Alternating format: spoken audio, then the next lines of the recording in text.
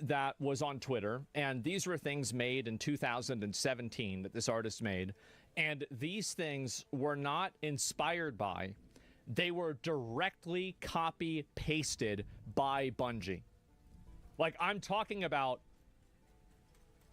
let's get down to the pixels, all right? That is in Marathon. That is the Twitter artist's art. That's the same thing. It wasn't Bungie, it was just a single guy. Well, no, I mean, there's a process, there's a, like a process of things that go through this. And also, honestly, I wish they had stolen somebody's ideas for character design. Maybe the game would have looked better. But anyway, of course, Bungie's not obligated to hire me for making a game. Oh, this is what I said about it, right? After looking at the references, it's obvious that this was directly copied. Embarrassing for Bungie. They should at least give the artist a few $100K, and at least, and honestly, they should hire the artist and fire whatever clowns they have working there now. All right, we're live. Hi, everybody. How's it going? I'm Joe. In case you don't know me, I'm the game director here on Marathon. To my left here, or potentially on the right on your screen, depending on if it's mirrored, is Joe Cross, everybody's favorite Joe, our director on Marathon. Sitting across from me is the audio director. Is Andrew Witz, gameplay director, and we're gonna spend some time talking about some stuff today. Our show is a little bit different today. We planned actually to show a lot more stuff. We got for a lot of reasons we're about to get into. We decided not to show a bunch of the stuff. But we are going to be discussing a lot about what we learned through Alpha, some of the plans that we're going forward with. But before we get into that, Joe Cross has some sort of topic that he wants to talk to you all about. Yep. Thanks, Joe. And hey, everyone. I'm Joe Cross, franchise art director of Marathon. Yeah, and wanted to take a minute to talk about some of the events from yesterday. It came to our attention, and sorry, I wrote this. I want to make sure I get this message right. It came to our attention that an artist who worked on Marathon in the early stages of pre-production took a number of graphic elements from a graphic designer without permission or acknowledgement and placed them on a decal sheet that was then checked in 2020. The decal sheet included icons and text elements. They can't even figure this out? Ended up in our alpha build. Okay. And there's absolutely no excuse for this oversight. And we are working on and 100% committed to our review process to ensure instances like this don't happen again on Marathon or at Bungie. A few of the things that we've done over the last 24 hours and what we're doing to shore up the review process are as follows. We've reached out to Anti-Real, the artist in question, and followed up to ensure that we do right by this artist. We're auditing all of the previous work by the artist, the internal artist, including the environment decals already in the build, which is part of why we're delaying some of the content we're going to show today. And we're committed to removing anything that is questionably or inappropriately sourced. We're doing a very broad decal audit, and if we locate any other details or elements, we'll make sure that those are eliminated, recreated in-house for sure.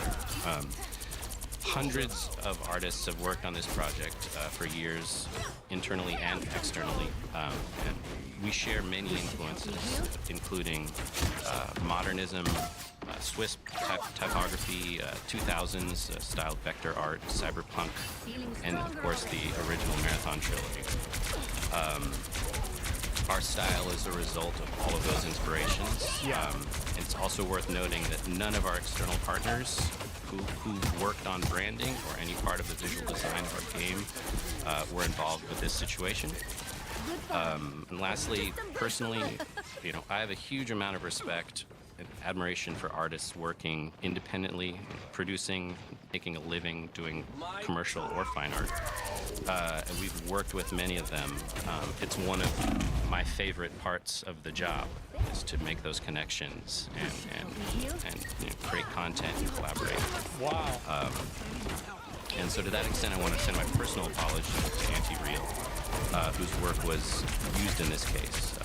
And I know how unfair this feels, and we're doing everything we can to make this right. her work is fantastic, and we clearly share mutual appreciation for a specific genre of graphic design. We know. It's very exciting. I'm excited to have folded that into our style in general. So thanks for listening, and thanks for your patience. So yeah, absolutely, and thank you, Joe, for coming in and chatting with us about that. Yeah, if you have any further questions about it, feel free to ask me as we go along. We're probably going to transition now and just talk a little bit about Alpha. And Alpha was a big milestone for us. There was a lot of stuff that went into it. It was always intended to be kind of like a smaller size of the game. You know, Wits, right? As we were going into it. Feel free to talk, by the way. It was always kind of meant to be a smaller size of the game. It was always meant to be sort of like testing a little bit more of that like core combat and some of the baseline of the progression systems that we have, you know? And it was really great to hear a lot of the feedback, especially from those who played the game, as well as people who witnessed it, you know, and sort of get a sense of where everyone was attaching to certain things and where they didn't see as much meat as they wanted, or things that they didn't like at all, or things that they did really like. You know, so there's a wide variety of opinions that sort of come down. A couple of things that we really learned, we really wanted to talk about though. One was the idea of sort of the core of the survival game. You know, I know we talked about this a lot, Wits, of the survival game being this like sort of idea of not just running through the environment and trying to survive other people trying to shoot you or the enemies, but like all the different challenges of trying to get out. And we feel like some of the bigger things that we missed on, that we know we wanted to see, but we kind of like didn't land super well, was like the idea of like resources and the survival economy. You want to talk a little bit about that, Andrew? We mustn't let them take this place. Basically, we were dropping like too much ammo, right? Too much heal. How does this keep happening? And so people were lasting the session for a really long time, and we just didn't really kind of push you out. And so we knew this would happen in the build, and so we just really like focused on how we can improve that and get more hazards in the game. There's a lot more hazards in the current build. There's a lot more evil things we have in the game, as also like and half the guns that are in the build, and so the other half are not in the build. So you haven't even seen half of the weapons. I know that there was some folks that thinking that like that was the full library. It is not. It's like half the guns in the game, and they were dropping too often too. Like we were dropping too many guns, too many long shots. I know long shots were a thing. Long shots were okay, yeah. We're focused. Yeah, there's the core of it is ultimately we wanted more stories where there was about like using the resources wisely, and we just didn't feel like we put people, or like we didn't put players in a situation where they needed to use our resources wisely, and as a result there weren't enough stories where it was like, oh, I ran out of this thing and I had to figure it out, or I really needed this thing and I was searching around trying to find it. And so we want to build more of those stories moving forward, and so we've been doing a lot of internal iterations. I know even our most recent build, we've stripped back a lot of those pieces, and we're seeing some kind of crazy stories come out of that. So so that's a big part of the survival economy. You talked a little bit about like survival challenges, like the idea of like the environment being a little bit more hazardous to you. Is there any stuff you want to share there, Andrew? Little bits? Yeah, we're working on we're working on a bunch of stuff. Working with Lars's team. Also, Lars is here. Yeah, Lars, if you want to talk about it too. Yeah, so Lars, you should talk about all the fun things, and all the ways that. How are you trying to kill players, Lars? Well, how are you trying to kill the game?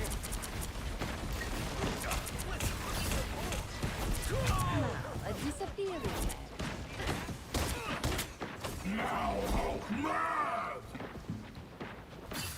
Assemble! Toxic plants now that we have in Martian perimeter, so like sort of going between POIs, you will have to keep a lookout for that. For the people who got really used to switching to knife and just going full bore, you're not going to be able to do that any longer in the game. So we're thinking about all those kinds of things, things in the world that make sense. Like the world really does not want you there. There's obviously the UESC. They obviously don't want you there and trying to stop you. But maybe that's a good segue to, I don't know, Wits, if you want to talk about some of the UESC stuff we've been looking at lately as well. Yeah, we definitely know that the UESC they took a lot of damage. They were like overly reacting, like hit reacting, and so we're looking at reducing what's called like first sighted, which is like they look at you and they're like you, and then they get into combat with you and then they take some shots. We want them to be more stand their ground robots and hit that killer mecha infantry fantasy that they kind of want to bring. So we're adding we're looking at transitions for going right to combat when they see you. We also noticed that when players were engaging in combat with the AI, they couldn't ever like disengage. They couldn't like kind of be like, okay, like I'm fighting, how do I break line of sight? It's and like they kind of stealth options didn't work as strongly as you wanted to, right? In that way. Yeah, and so we're looking at that. We're looking at you know, we had there's a few bugs we had where you know, you take out, like you have your knife and you take out like a recruit, and then like the entire POI, the entire like point of interest, like knows exactly where you are and they're running towards you. That's a bug we're working through right now with the team, and so the intent is that that makes noise obviously, and the nearest units like investigate you know, that area versus the entire hornet's nest comes barreling towards your direction. Yeah.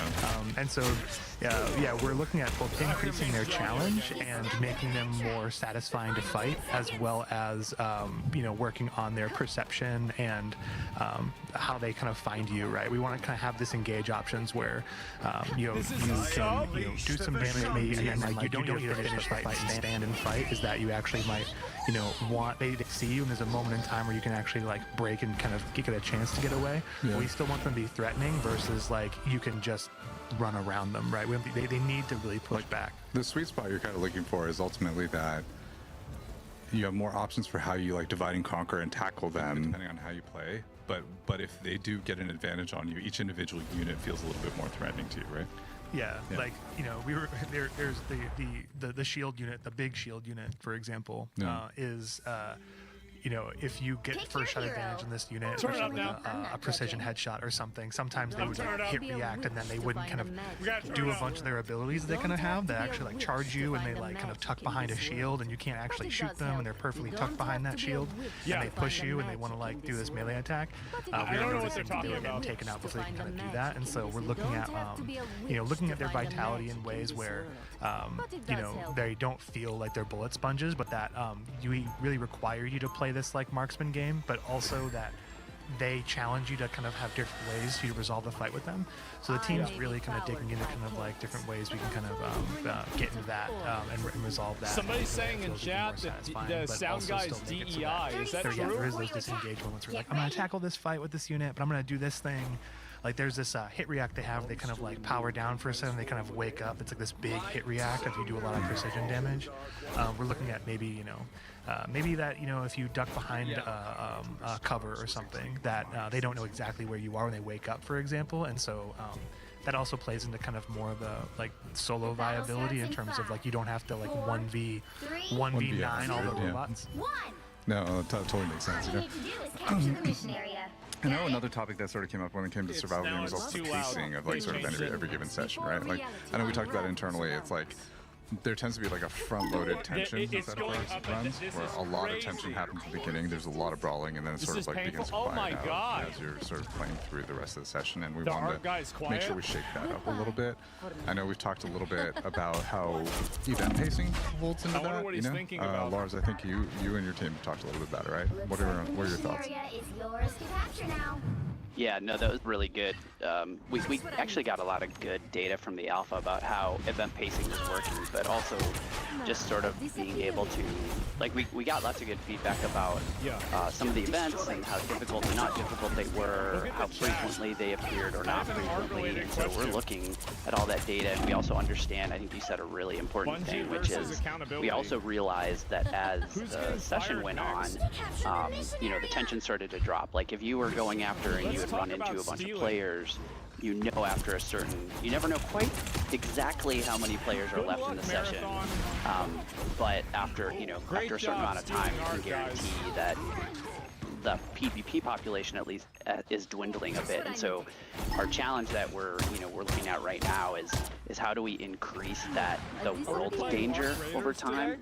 And we can handle that in a bunch of different ways, but we've got some pretty neat ideas there. You know, like is it about complexity or requirements for exfils? Is it about increasing PvE or world resistance? Is it about pacing of the activities. I think it's the answer is all of the Joe above, is dead and inside. so like we're looking That at must be the all of those things right now, and I think we have a lot of good knobs and tuning capabilities there. So I'm pretty bullish on our ability to make that. The longer you stay in the session, the less safe you feel, but also the more you're like, maybe I should get out of here now.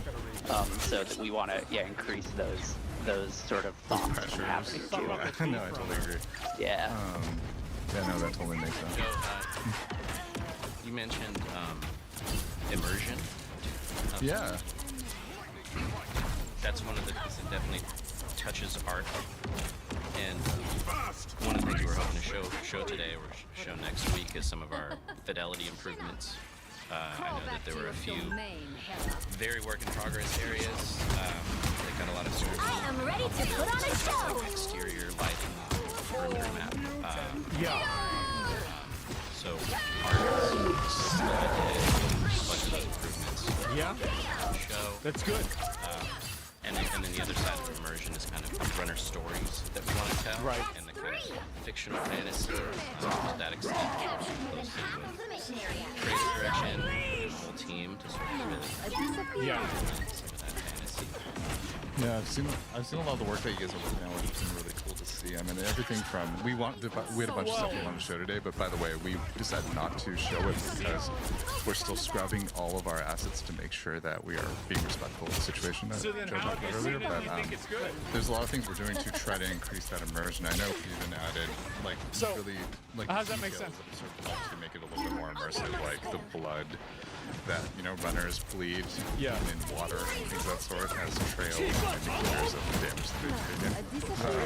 I've also seen us like sort of putting more entropy into the world where we see a little bit where the idea of the abandoned colony comes a little bit more to life. Right. Yeah, some of that stuff planned, some of that stuff definitely sort of heightened by the reaction to the cinematic trailer. I love it seemed to go really well. Wait, they're running ads? Making sure that we're following that. Wait, are they running ads? If you can. There's no way they're. Material response. They are? That does so much in terms of immersion. Just from a technical sort of base experience. No shot. Even some of the foliage iterations. Yeah, some of that shimmer. Yeah. So Yeah. yeah, lots of exciting stuff happening under the hood. The team is doing amazing work. Hopefully we'll show it soon, next time. Yeah. And also the sort of whole lobby infill experience. It's a pre-roll. We're all We're not excited sure about that. delivering that whole sort of Yeah, you can't turn that off. I'm pretty sure. fictional To fantasy. be fair, I'm always fair.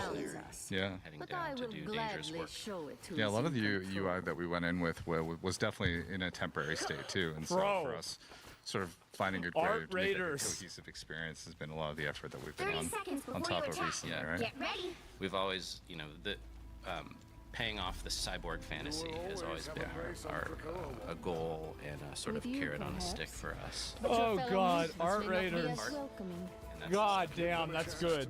towards the end. And there's sort of like two parts to that, right? There's like the cyborgy part, right? Which is like, oh, I'm Yeah. sort of out against you. And then there's also the part where it's like, you are this mercenary. So you're kind of doing like the thing which is like, 2, 1. how do I describe it? It's like you're not like necessarily a good guy. You're not necessarily a bad guy. You're kind of going against the status quo in some degree, right? So feeling that out a little bit more in terms of the experience, right? Yeah. The runner fantasy has always been Uh-huh. a blue collar fantasy. Yeah. What? Like, What? What? taking contracts from sort of nefarious or questionable sources, but so yeah, communicating that. That doesn't mean that you're blue collar. That's awesome, yeah. What? Yeah, so we've been putting a lot of work into, especially sort of doing some iterations on the visual updates, and also, thinking Really about know what how it we means? reinforce that I don't fantasy as know. we're going forward. Another area we've been talking a lot about is crew play, and sort of thinking about the variety of different ways that players play the game. We definitely had people My playing fate isn't sealed yet. a lot of people playing in solo matchmaking. We had a decent amount of people who played Hell in no, I'm being solo chill. unmade. This crap needs to be just addressed. basically running around Damn. in solo. We had a lot of people. Admiral fans are weirdos. Across the different boards. We definitely found that through the feedback and also through a lot of the experiences that were relayed to us inside of the alpha, that the crew matchmade experience just wasn't that great, you know. And so we're looking at a lot of ways to potentially solve that on our side. Some of it is thinking about how each individual can contribute. I know we've been talking a little bit, Andrew, about like the 1vx situation. You know, if you want to talk a little bit about that, it's like how viable you feel like you can turn around a battle. Yeah. Yeah, we did some updates in the Alpha Nodes Live because we really wanted to move the conversation forward. Because we had feedback on certain things. We wanted to actually like take some swings at The art director's reading the chat. he should implement that. The shield change was actually something that we're getting to for our next milestone. Wait, he is. That was in our next our current milestone. That's 'cause I'm trying it was to. in our current milestone. We ported it over. I'm trying to see if he is or not. And so, yeah, really appreciate Runner Team and everybody kind of getting that change in. Because it was a bit of a content change, Yeah, but we it's felt it was not worth good. it to actually learn more about time to kill, and being able to, you know, the power. Arc Raiders uses AI-generated content combat that's like economy ass. and reducing the overhead of shields, and so like Imagine losing the AI. effective health was in the baseline of full versus like in-ear shields, and What the hell are you we had guys some good talking about? changes that kind of came out of that, and so we, you know, we're keeping that right now in the back build, and we're focusing a lot more on effective time to kill. Update. Joe Cross stole that sweater. So an example is the overrun. We were kind of like the overrun the base gun that we kind of start off with. We were nervous about like upping the damage on it because I was like, this is kind of like not the best gun. But the starter rifle that requires a bunch of attachments to kind of get to its like big power delta, and so it requires a lot of investment to kind of get to a good spot. We were kind of nervous about like just upping the damage onto it wholesale, and so what we're doing is Oh man. it's called like What are they talking about? a skill floor, skill ceiling on it, which is like how skillful you can be to have like the gun in its base, like what we call like gray or standard state, which is no attachments, and then what is it like? You know, what is the skill? Yeah, I don't know. Demand at the floor, at the base, you know, effectiveness. What are we asking for players? Like how much aim skill do you need? And then like where are the major flaws in the gun so that like when you're putting attachments in, you're build crafting, Yeah. but also like removing as many flaws as you I've want made in my terms of like share of what you mistakes, have a hard time controlling. Bro, the they're weapons. spamming now. So we're spent doing 5 that minutes on the so drama, that, and you know, only when read you from the feel like dev you're being team taken tweet, out, it's like, oh, this clowns. person was good. And so when you're Oh, lower shields versus jeez. higher shields, you want to make sure It's that just funny. your Yeah, guns are it's doing pretty damage funny. in the ranges that they're really supposed to. So to get the drop on somebody, you should be effective, and it shouldn't be like you need certain rarity guns or anything like that. Yeah. So we're working on that a chat's lot. We have, evolving. you know, it's a bit spicy right now. You know, like there's some SMGs that are a bit hot, you know, in the current build, but like we feel like they're appropriately hot when they're, you know, you're in CQC fights, and so fights resolve CQC? in close quarters with What's a close that? quarters weapon, Yeah. the way you expect.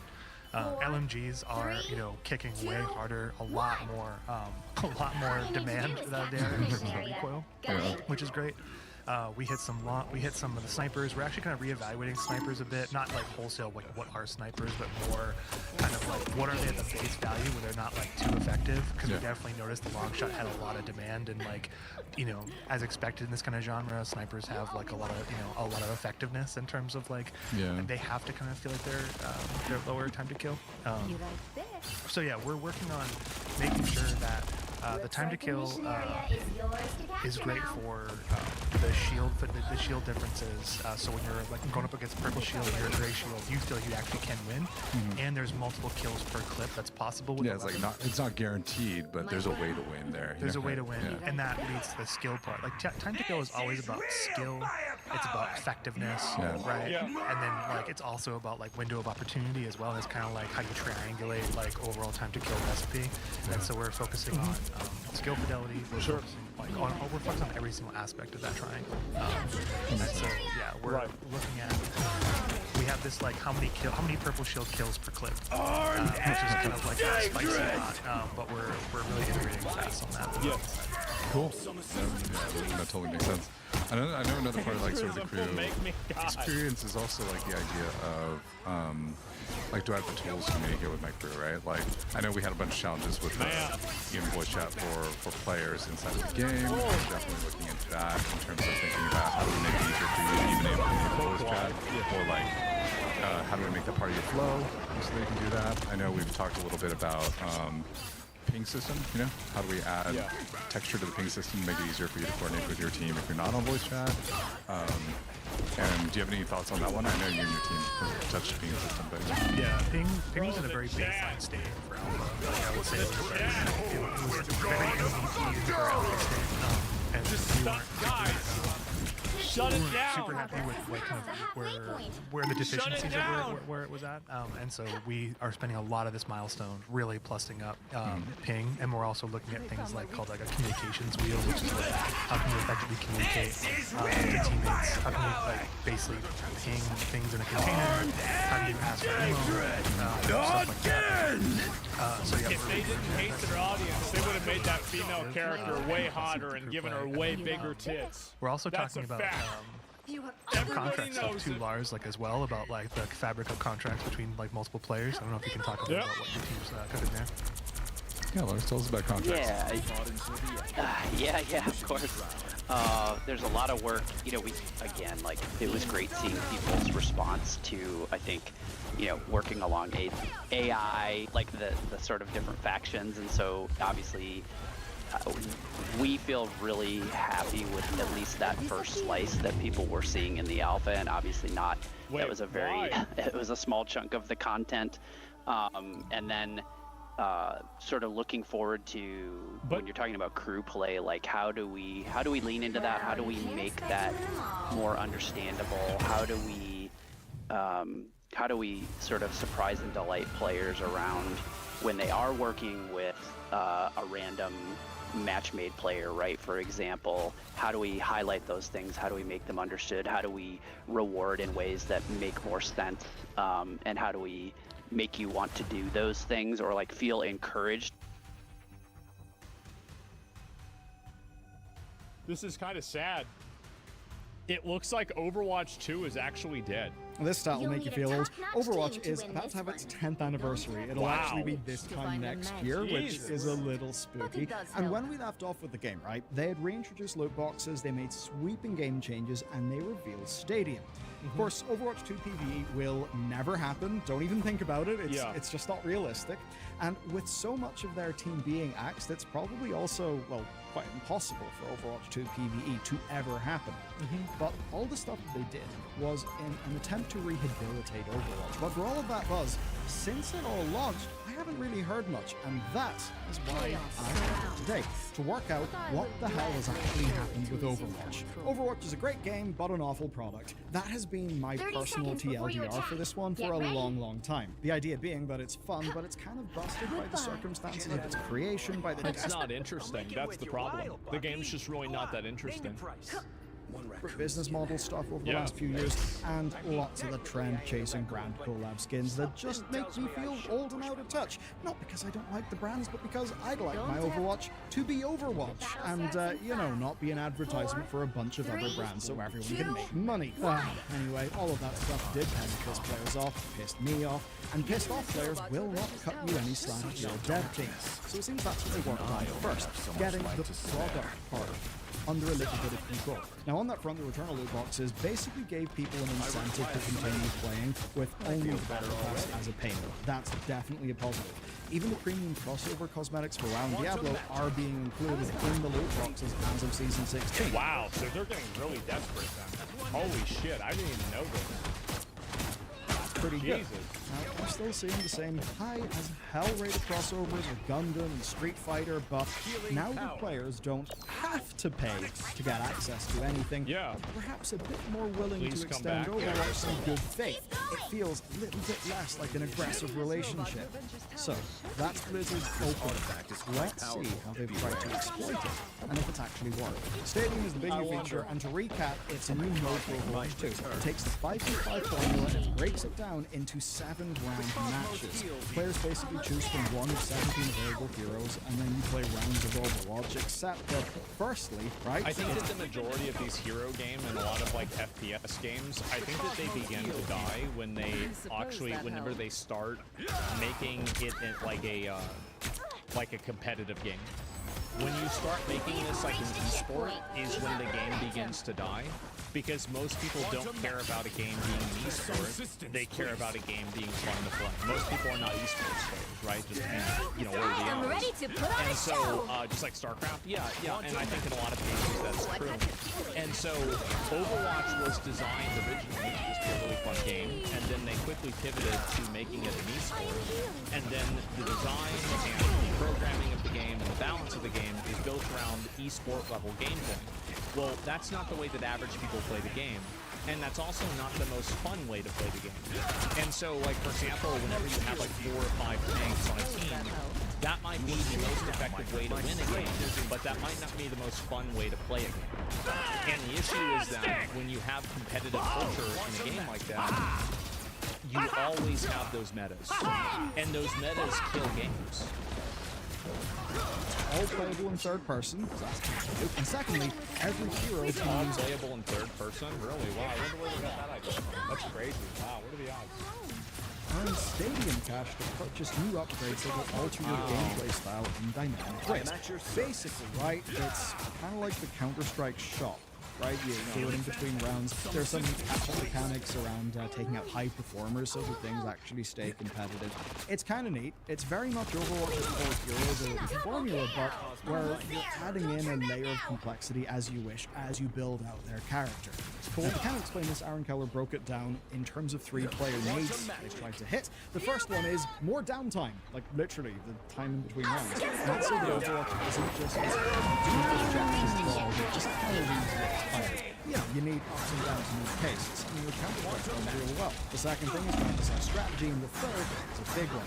It's to let you counter your enemies via your upgrade path for your character, rather than just, say, swapping heroes. And for a lot of people... I think that's a good point, right? I mean, that's a good idea, because like a lot of times people have like their main character they want to play, and so like if you can't play that character, you're not having fun playing the game. That's very true. Me, I just have 1 or 2 characters I really enjoy playing. Being able to counter my opponents via upgrades without having to change. At least it's wrong. Yeah, that's good. So, this all sounds quite great on paper, and it's clearly a fairly huge feature, not just like a random new mode like Clash. That's what makes it interesting. The reality, now that it's actually live and in the player's hands. Here's the stat that got me interested in making this video. So, over the first week of Stadium's release, it saw 7.8 million hours of play across 2.3 million matches, and that was approximately 50% of Overwatch's total playtime during that period. So, pretty good playtime. This has had a goddamn humongous release. And broadly, the reaction seems to be consistent engagement with the actual mode. So, over here, we've been tracking the responses and, all that stuff, keeping tabs and things. And the thing that we noticed is that it seems to be one of those quiet success things where players are just enjoying still playing it. I am such a massive advocate against the metaphor of like a quiet success. Do you know what I think a quiet success usually is? Will serve me well. So close! This is your big chance! A failure that you do not want to accept. Very few games are actually quiet successes, and I think that you can look at WoW as an example. Born again! Like, I mean, you like the problem is that, and this is especially true with a lot of these video games that don't share player numbers, but when every single data point that you can use, you can look at the amount of YouTube videos that are consumed, the amount of Twitch content that's consumed, the amount of searches on, websites that are about it. And I guess Overwatch, there's going to be, it's hard to really know where that's coming from. But like with a lot of these cases, you can look at all of these 3, like 4, 5, 10 different like points of like third-party data, and then make a decision off of it. And I think a really good way to look at this is you can just look at directly. You can look at, where is it? Right here. Let's see what the Steam charts are for Overwatch. And we're not looking at the number, we're looking at the trend. Overwatch 2. So let's see, is the trend causing the game to go back up and to do well? No. No, it's not. That's it. Are you sure that was his point? The multiverse offers endless Something I think is not a possibilities, but success only if it survives this whenever it is chaos. quietly and slowly leading a game towards its irrelevancy. Like that's not a success. Look up Marvel Rivals. Well, I'd go back and see what it is. Are you scared that Marathon might win Game of the Year? I don't know if it will be. I've got a feeling it Them won't back be. together than you and me. Yeah, I don't know. And that might seem a bit weird because Overwatch 2 has been in the news kind of all the Yeah. time, but never for good reasons. It's always been a fresh new form of outrage. So the idea that people are actually just playing a mode in the game, that's not really news. It's not interesting. It's not really talked about. It's not why Overwatch caught on in the media, at least in the modern era. Now, it's not as if everything went perfectly. There Even in were the some depths of early space. issues, I stomping think matches, most media about Overwatch isn't about the game. making some friction with player experiences and new systems. But after a day, we actually saw the Overwatch team addressing a whole bunch of things. And after a week, they were already outlining changes. Keller then confirmed that a build importer and exporter is going to be coming into the game next season, so you can transfer builds alongside crossplay as soon as possible, which is quite a lot. And I think requests When did like this Overwatch coming become from third players are a person? huge You know indicator when. of product market fit. And Blizzard's responses actually seem uncharacteristically, well, fast. They're not normally fast. And the reason why I think is real simple. Institutional power and backing. Essentially, this is a game feature that has got backing and buy-in up and down the chain. I mean that, like, structurally within Blizzard. So, in practical terms, that means that while it's not like there's an entire team making a parallel game, Overwatch 2 does have, and I just quote Aaron here, totally separate team what I of people that are solely devoted to working in Stadium. Now, of course, there are shared teams, like, map design, hero design, but basically, you get...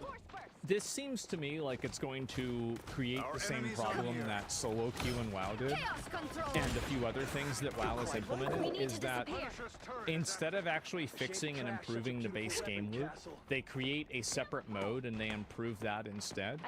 And I think that what that's going to end up doing is it's going to create a issue somewhere down the line where you have to make decisions for the direction of the game, and you have two different audiences of people that want different things, and you have to choose who to dislike. It splits the community? Yeah, it does. Now, a disappearing act. The point here, this is them kind of opening up a new front in the war. And I think that's why their roadmap covers 4 seasons worth of updates, just like the rest of Overwatch. So this doesn't seem to be an experiment. We need to And so far, by the way, that roadmap is more maps, more characters, more abilities, and submodes. One of those is a payload race that will come with 2 bespoke maps, which seems pretty cool. And what it looks like is a commitment. But I actually would say it isn't just that. It isn't just what it is new. This is a new game. And yeah, there's inspirations from other games, but this essentially is new creativity. It's a new vision finally coming over. To me, that's what makes all I think this is also a really great example of the thing that I say a lot, Jury, which is very true, executioner! is that competition breeds excellence. And I think that you would have probably never seen this level of innovation and change and improvement and willingness to try new things by Overwatch if Marvel Rivals didn't exist. Far too long, Blizzard modern teams have felt like stewards of other people's successes, right? And when you are just a steward of someone else's success, you get just stuck into tweaking little things here or there, while your players look at your game and think, we're bored, there's nothing new, we don't care. So in that context, with all the bullshit headwinds they faced, no wonder that's a team that has continually been a day late and dollar short. So with this, you're creating something new. And this is the problem that all a lot of Mess with the amazing studios Spider-Man! is that they cannot move in a way that is agile, and they can't actually respond to like market desires in a fast way. And so because they're so big and they're so like sort of bureaucratic red tape, that they can't actually like adapt to an audience until it's way too late. Tremendous signaling value to lapsed players is actually moving forward on their own terms, which is, I'll be clear, the only way that they will ever escape from the shadow of PvE being well and truly dead. Okay, you know me, if numbers exist, I've got to take a peek at them. Here So we season go. 16. By the way, using Steam numbers, from what we understand, Steam is a fairly tiny proportion of Overwatch overall. We're just using this as kind of an indicator. So, Season 16 launched with a 60k peak, which is neck and neck with Season 15's 54.5k peak. Yep. And those peaks are actually of numbers that used to be their weekly norm. I mean, the overall stat really doesn't. But, as anyone in software as a service will tell you, churn is king, retention is king. And that's where this season is looking, at least initially, a little bit different. So, you know the way that movies are tracked in terms of their week-to-week box office drop? Yeah. Season 15's week 1 to 2 drop was 41.66% in peak numbers. Season 16's is 33.19, which is drastically lower. But there's a problem. That's just peak numbers. If you'd ask, what about the averages? Well, the data is early, but at least right now, the average player numbers do seem to be stronger. Overall, this is the way it's going to be with any sort of a game that has an established player base that's losing players over time. And the reason why is because player bases like that, what happens is that you have such a core audience that as more casual players move away from the game, that core audience remains relatively closer to the same. So as that core audience becomes a larger percentage of the player base, the fluctuations between high and low become more minimal because those fluctuations are generally with casual players primarily and not with that core player base. So when a game is going down in popularity, it's still it's not changing as much. The reason why is because casual players are continually leaving and hardcore players are maintaining their popularity or their presence. That's but if they peak higher, if the peak is higher, then that's better. Yeah, definitely. It is too early to call this a success, but if retention numbers appear to be better, whilst 50% of playtime is going towards them most, then that certainly is a good sign. What it also can be is a pressure valve. You see, Overwatch has suffered from trying to please everybody, right? With broadly the same sort of game mode. Stadium arriving and being a better fit for a sizable chunk of players will help to ease that tension. I mean, already we've seen character-changing perks get added and be well received, plus patches to introduce and adjust those things as the feedback comes through. That's fairly agile looking, pretty good. Meanwhile, over in Ranked, well, pick bans and map voting have seemingly reinvigorated some interest. Not a transformational amount, but hey, some. And across both, there's now a 6v6 queue that's attracted a 25% pick rate, and so it's actually getting to stay around after a few months of testing and tweaking. Now, none of those things are generating the buzz that Stadium is able to generate, but what they do kind of represent is the foundations being stronger. And that's probably all playing into why Blizzard have opted to bring BlizzCon back for 2026 and not Overwatch 3, guys, okay? This time they mean PvE for real, okay? Yeah, guys, for sure. This is it. 2025. Nothing impacts the future of a game more than the conditions under which that game is made. So, why did Overwatch 2 happen? I think the answer is, in many ways, tension. Because on the one I heard hand, Bobby Kotick put pressure on them to have a big release, and that's the reason why.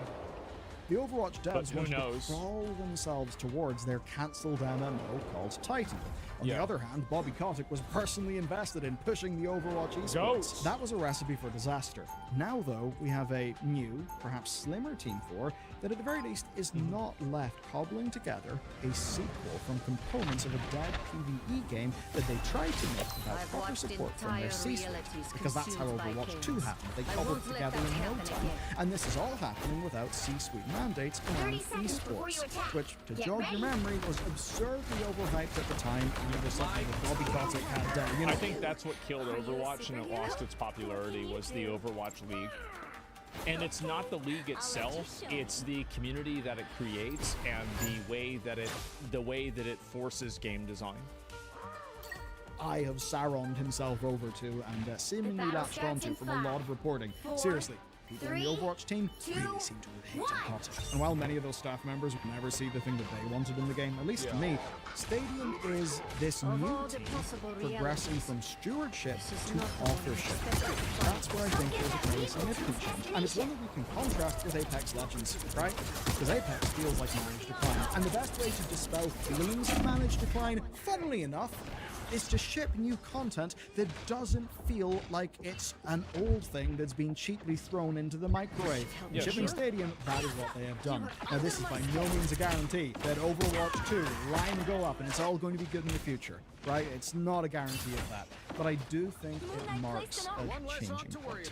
And if you want to understand just how bad EA's situation, I think they're trying to just do whatever they can in order to maintain their player base, and I think that makes sense, but making these crazy new modes and doing all these new things, I think that all that's doing is really staving off the fundamental problem that the core game loop is not great. And I think this is an issue that WoW has as well, is that instead of WoW improving the retail WoW experience, they create all of these different versions of WoW for other people to play if they're not happy with the current WoW experience. And I think that the more that you do that, the more that you have a disconnected product, and it's harder, like you're spreading yourself out more and more thin, and at a certain point, you just can't meet demand from that many different types of audiences. It's more problems. Yeah, exactly.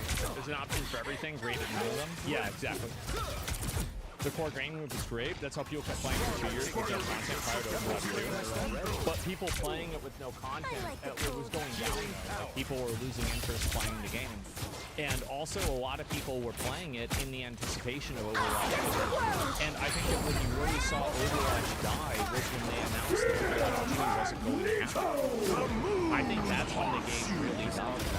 Because the game can survive on hype for years. Look at Star Citizen, for example. But if you kill people's hope for the game to grow in the future, that is very detrimental. and why the Apex Legends players are very much not happy. Well, what's our report on that situation next? Well, there it is. The league didn't kill the game. The league was doing great until YouTube, until it went to YouTube and Brig was released. Well, what I'm saying is that, like, the way that the game, I do think that leagues kill games. I absolutely think so. And unless a game is made for esports, it probably shouldn't have esports. Yeah, W Video. Yeah, that's the league was too expensive. It was too much of a focus. It was disconnected from what players wanted. And Brig is fun now. Well, I don't really, I mean, like, look, I didn't play Overwatch at that time, so it's hard for me to say. But here's what I would say, is that the popularity of the game, I think, has tremendously gone down. And I think one of the big reasons for why that popularity has gone down is because of games like Marvel Rivals that are more dynamic and they offer updates more often. And so that's really the main reason. I mean, like, I'm not sure, but that's kind of what I think is going to happen.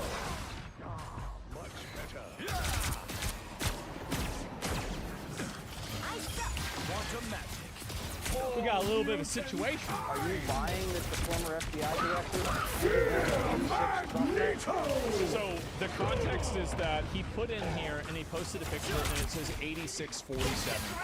86 generally means to disappear somebody, kill them, or make them go away, right? This is generally, it depends on like who you're discussing, etc., right? No, it doesn't. Well, I mean, it kind of does though, right? Not exactly. Look it up. Okay, we will. But let me go ahead and do this. Absolutely not, Jesse. That is a ridiculous and insane statement to make, certainly within this context, but especially coming from a guy who's the former director of the FBI, a guy who spent most of his career prosecuting mobsters and gangsters, people who know and execute other humans, and use this exact lingo from 86. Tony himself admitted in his follow-on message that he knew that this was a political statement. Well, the only reason he knew that, Jesse, was because a little over a month ago, a bunch of anti-Trump... 86 means to terminate. It always has. Well, here's the interesting question. Do people that are in gangs use the term 86 to refer to killing people? Healing power. We are in this together. Yeah. Okay. All right. So then there you go. Anti-Elon Musk protesters Healing were power. proliferating Yeah. the use of this 8647 slogan, which is a veiled call to action to murder the sitting president of the United Yeah. States.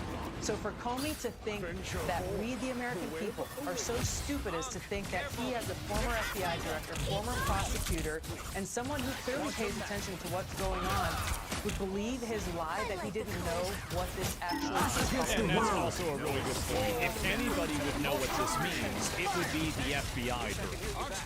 Calling for the dangerousness of this cannot be underestimated. When we have 2 assassination attempts on the president's Personally, I life. think it's a stretch. I don't. I think that people like this do these little things, and they do them under a degree of plausible deniability. Oh, I didn't really mean that. It's just that every single time there's a misunderstanding, it just happens to be on one direction. Yeah, what are the odds? Come on, get the fuck out of here. It's so dishonest, and it's so disrespectful to the intelligence of everybody else is watching that that he thinks you're so stupid, or the person doing it thinks that you're so stupid. To me,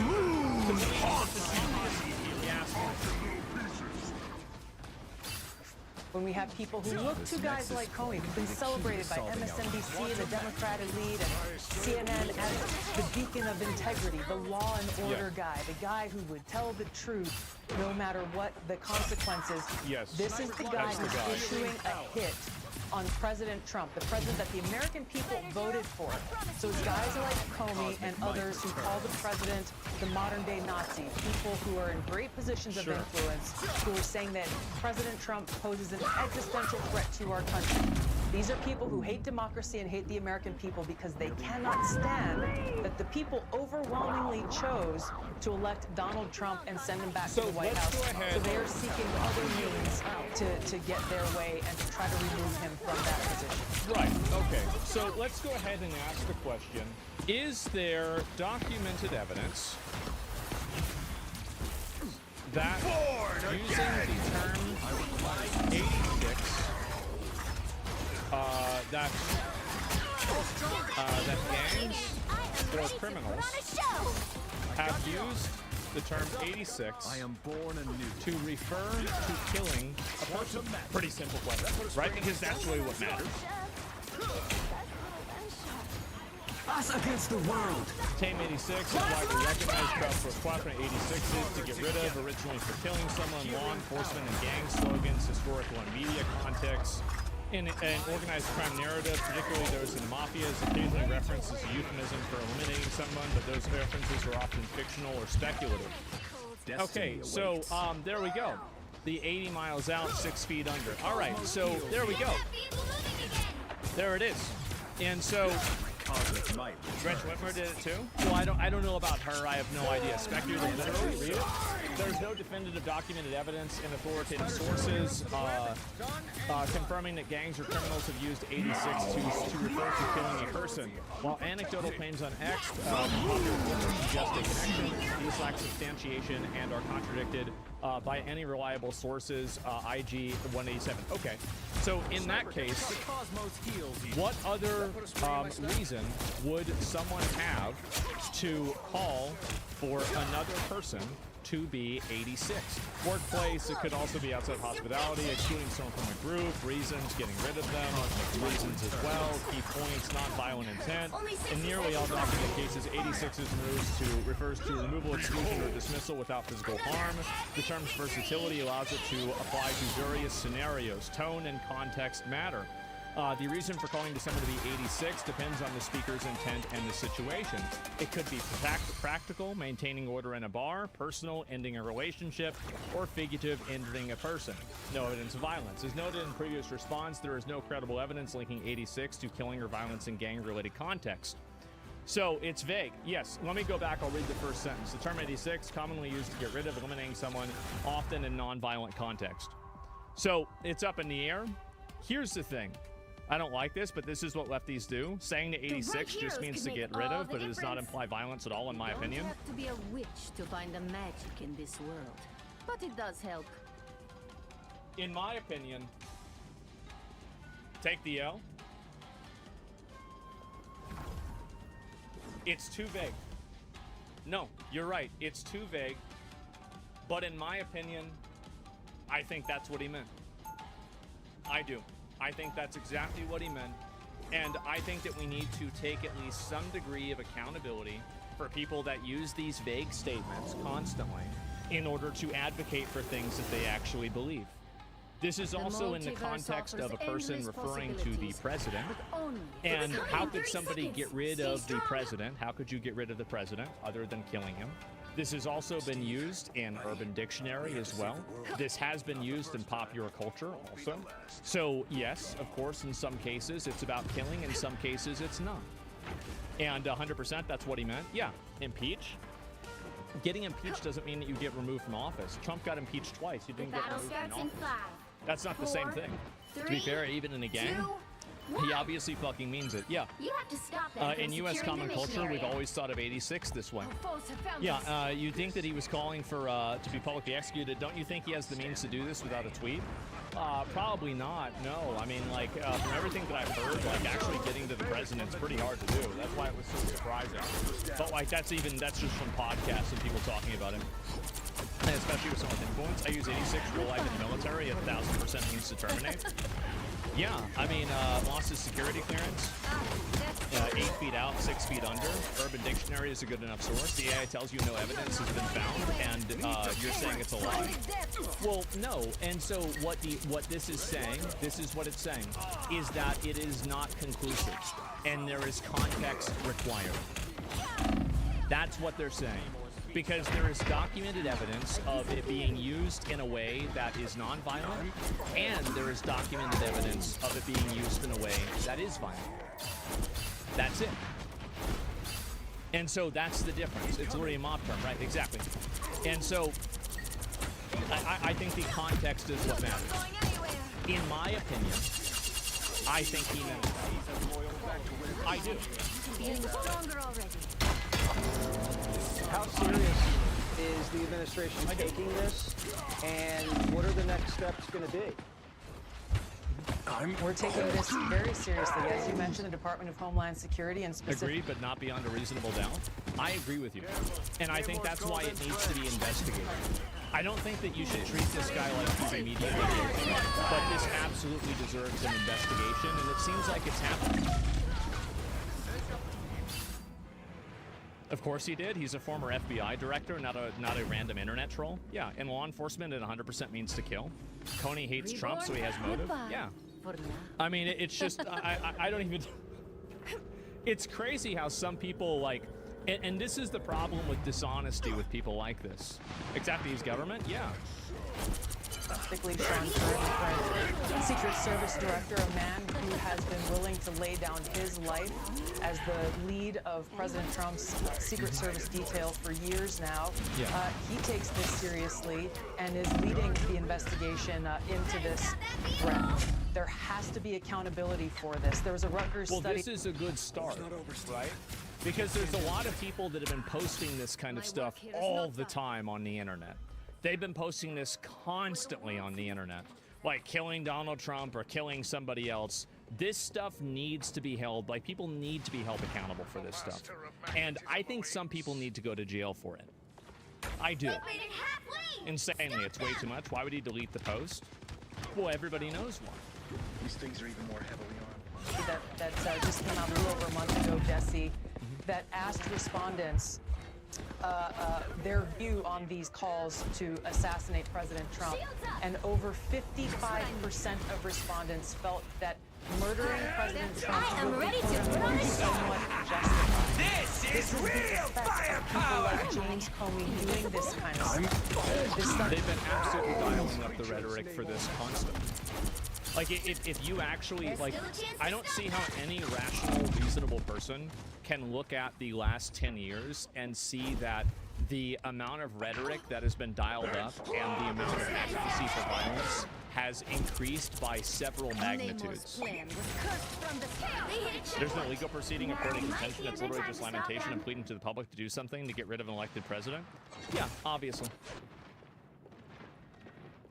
He also pointed out that there is a quote-unquote assassination culture that is starting to take over the views of what they call the extreme left. Well, the reason why, by the way, you have this assassination culture is because you fucking retards can't do your job and arrest these people that are on social media promoting it. It's so easy. Literally hire me. I'll do it for free. I could solve this entire fucking problem in 6 months.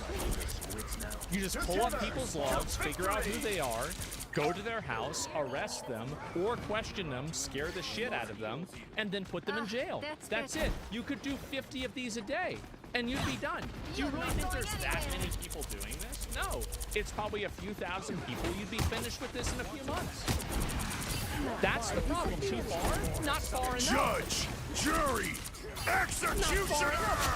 The amount of people that are advocating for violence on social media, this is not freedom of speech. It's never been freedom of speech.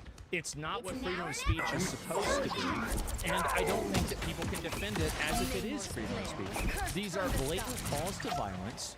They should be called out for what they are, and the people doing them should be held accountable. Everything you do can be used against you. Keep that in mind. Of course. When do I call for violence for people? Don't give them another inch, or else. The only time I think it's okay to be violent to people is in a self-defense situation. We, the American people, cannot take this lightly. Whatever your politics, we cannot allow people to get by without being held accountable for this kind of public call to assassinate the President of the United States. It's intentionally ambiguous. Isn't it kind of contradictory to what you're saying about Hassan? No, not necessarily, because supporting a terrorist organization is much different than like actively making a call to violence. I do think this is a big difference. Now, both of them are bad, but one of them is over the line and the other one generally isn't. Do you believe that Comey is goading you guys to come after him because he wants to be a political martyr? He wants to be set up so he can say, oh, look, we were right. Donald Trump is a dictator. Yeah. They're coming after Republicans are the new snowflakes?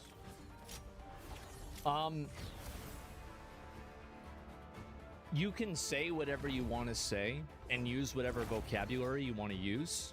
But at the end of the day, I support and I am completely in advocacy of weaponizing the government to put these people in jail and to inflict the maximum amount of damage to them as possible.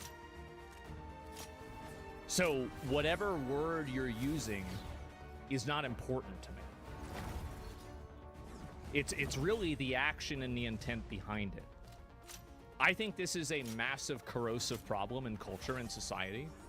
I think it's degraded discourse to a degree where you can't even have normal conversations with people anymore. It's allowed people that should be in mental institutions to, in fact, be in positions of power. And it's caused such a massive breakdown of the culture and of conversations that it needs to be put to a stop. And I'm not advocating for any new addition of laws. All I'm advocating for is very simply the application of the current laws. But how do you judge intent?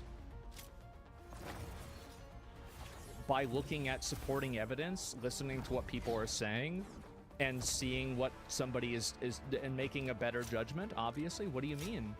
How do you figure it out? By investigating it, obviously, right? Yes.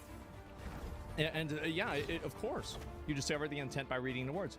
Yes, and so these people can't be real? Well, the reason why, here's the reason why they're defending it.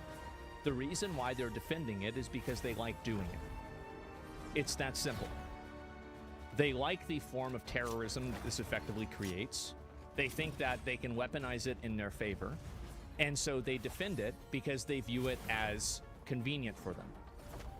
That's the reason. It's that simple. They're arresting me. They're interrogating me. I was just using my free speech. I think if somebody wants to be a martyr, I think you should make them earn it. That's what I think. You want to be a martyr? Go ahead. No, whatever his intent, I will tell you that there is a guy in Georgia who is issuing threats on my life about a month ago, and he's in jail today. Got him. He has been indicted with a crime, as he should have been, and he is in jail as we speak. So whatever James Comey intent, he and people like him need to be held to account according to the law, which is something that he claims to have given his life for and stands by the rule of law.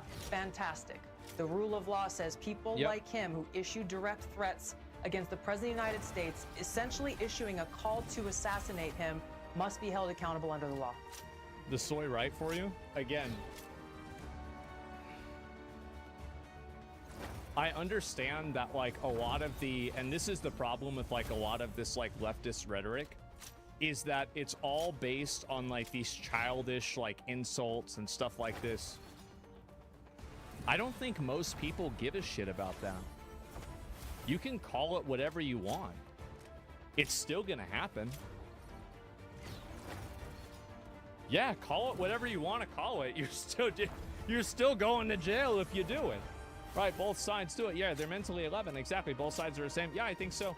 But, like, in general, I think okay, there's one more part about this. And apparently they are actually, this guy is being held accountable for this. And why didn't he rocking up the string? Yeah, in all fairness, it goes both ways. So of course it does. Of course. If this happened to Biden or the Democrats, they'd be using the full extent of the law to prosecute. I mean, I would hope so, right? I would say that anybody who's advocating for, you know, any sort of violence on an elected official should be immediately prosecuted. Immediately. There is no place in a civil society for a person that does this. And I would even go as far to say anybody who's advocating for violence on a group of people based off of an ideology and ethnicity, like anybody advocating for violence in general for anything other than self-defense. Do you believe Comey should be in jail? I do. Any other person Then do it. with the position of influence that he has, people who take very seriously what a guy of his stature, his experience, and what the propaganda media has built him up to be. See, this is the energy that you need to deal with people like this.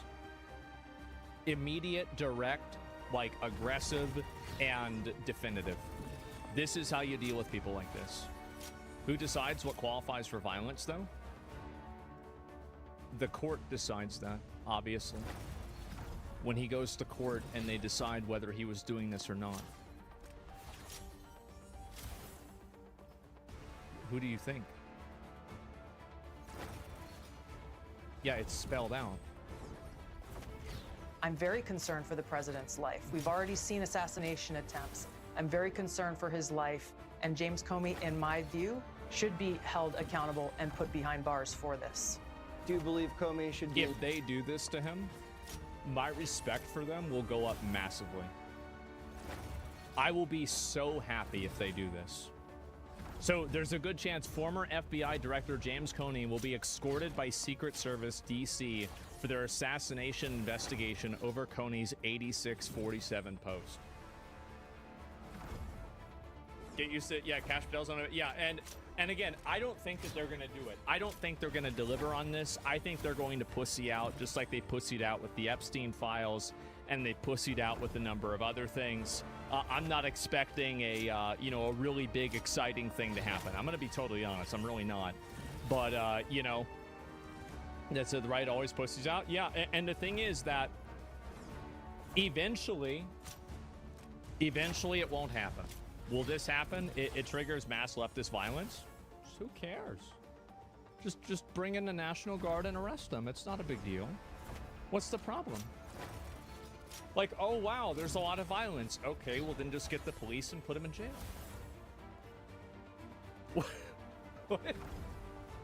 It's not complicated. Yeah, I mean, I don't understand this. It's such an easy way to deal with this. Like, just apply the rules, and that's all you need to do. Just like the Tesla rioters? Yes, exactly. And well, let's see here. Pussies, meaning suppressed by left and deep state? Yeah. Coney will just plead that it was a message of impeachment, and that'll be the end of it. Probably not. I think that they could probably pull some of his other call logs and other private conversations he's had. And if he's had private conversations discussing him being, you know, an advocate or talking about like being happy about assassinating Trump, and they find that, and I think that there's a good chance that could happen, then he's cooked. Yep, they're gonna get a warrant. Yeah, that's it.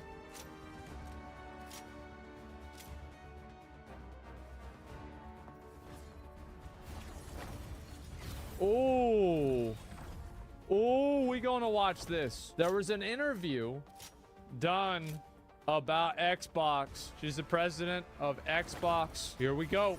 Please welcome to the stage Sarah Bond, president of Xbox at Microsoft, for a conversation with Bloomberg's Dina Bass.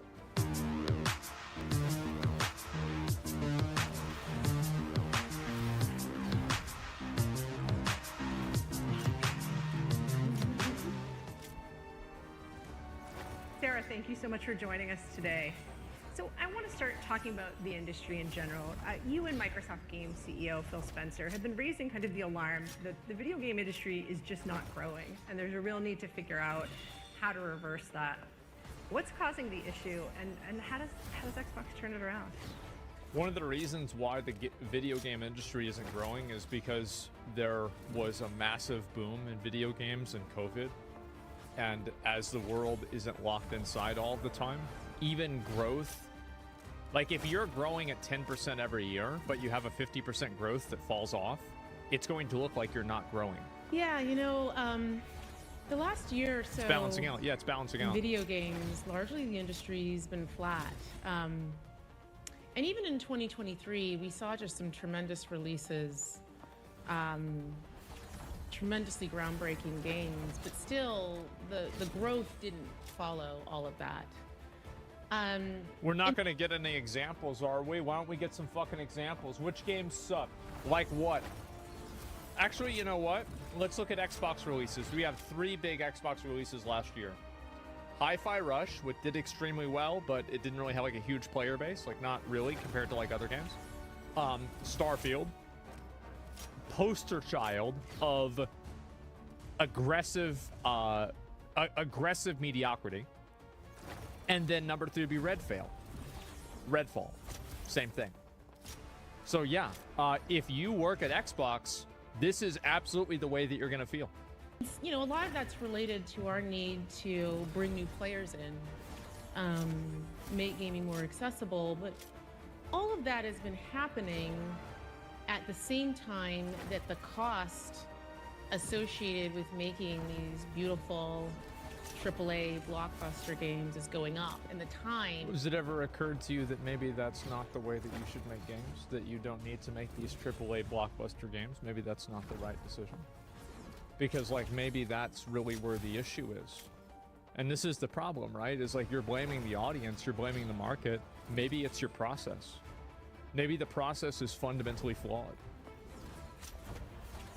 It takes to make them is going up. It is, yeah. And then stop making them that way. So much of our focus as Stop doing it that Xbox way. is about how we do things to help the industry all up. Except for while also ensuring Tango our brand, Studio, you know, 'cause, everything that we do you know, is there through this moment of transition. Related to some of the trends you're identifying. I'm not really sure what that... Well, I don't know what she just said, but... yeah, I'm not sure, but okay. You know, earlier this week, Xbox announced the shuttering of 4 game studios. I know you're not the studio's chief, but how should gamers understand that move in terms of Microsoft's commitment to developing innovative exclusive Here, I'll give the games? real answer. Gamers shouldn't give a fuck about it because we're just going to make other games. It's not your job to care about the studios. Just buy the games if they're good, don't buy them if they're bad. It's that simple. No gamer really gives a shit about this in the first place. That's the real answer. You can't say that on TV, but that's the answer. Yeah, you know, it's always extraordinarily hard when you have to make decisions like that. You know, I'll go back to what I was saying about the industry, and when we looked at those fundamental trends, we feel a deep responsibility to ensure that the games we make, the devices we build, the services that we offer are there through moments, even when the industry isn't growing and when you're through a time of transition. And the news we announced. Yeah, she's saying they didn't make enough money. I think that's what she's saying. That's basically it. She's saying, like, even whenever she's like, well, we want them to be successful even whenever the industry isn't growing, and the implication is that they were not. That's what I think she's saying. Earlier this week is an outcome of that. Yeah. And our commitment to make sure that the business is healthy for the long term. Exactly. Yeah, they were losing money. There it is. They were losing money on the studio. It's that simple. But that said, our commitment to having our own studios and working with partners to have games large and small. You know, we're a platform where you can play GTA, but you can also play Power World, where you can play Call of Duty, and you can also play Pentiment. That doesn't change. And frankly, our commitment to Bethesda and the role that it plays is part of Xbox and everything. Yeah, big mistake on that one, huh? Yeah, bad call. Because of, like, Starfield, you know? Because it was bad. We do. It's actually been pretty fantastic. I don't know if you've gotten a chance to check it out. What? The Fallout TV show was on Amazon, and it's been great to see people fall in love with that universe, but also what it's done for the games themselves and people going back and exploring. I mean, I'm sorry, but, like, the Fallout show being good probably, I mean, I'm sure Xbox helped make it better, but Xbox was not the causal factor in the Fallout show being good. Everything that's inside of that. There's some other great things that are coming from our Let's studios. be honest. Later this year, Indiana Jones and the Great Circle. I was a big indie fan growing up. Looks like you were too. So you should check that out. But really right now for us and our teams, our focus is on the people impacted and doing everything that we can do to help them through this hard transition. I think one of the reality is that there's no answer that she could realistically give that would be a good answer. Like, that's really the truth, is that she's in a very bad position where it's like, she can't say, well, they weren't making any fucking money, so we got rid of them. We axed them. They're not making the games we think they should make, so we got rid of them. They're not making the new, what was the game that they were, like, Phil Spencer was said that people were disappointed that the Hi-Fi Rush people weren't making, the Evil Within or something like that. Yeah, Evil Within 3. They didn't do that. They didn't bring home the bacon, and guess what happens? I disagree. She could have given a better answer. She could have touched more emotion more. It doesn't matter. Like, I don't think she should have touched any more emotion, because the problem is that if she had used more emotion, then people would have just said that they were crocodile tears, or it's just an executive that's trying to make you feel sorry for them. That wouldn't have been any better. She did exactly what she did. This was the best possible outcome for the situation that she was in. And I'm sorry, it was garbage. It was. But it's like, listen, if you've got to make a cake and your ingredients are nails, cat shit, and paint, well, you're probably not going to make a good cake, are you? It doesn't matter how good of a baker you are. Doesn't matter. And that's what happened here.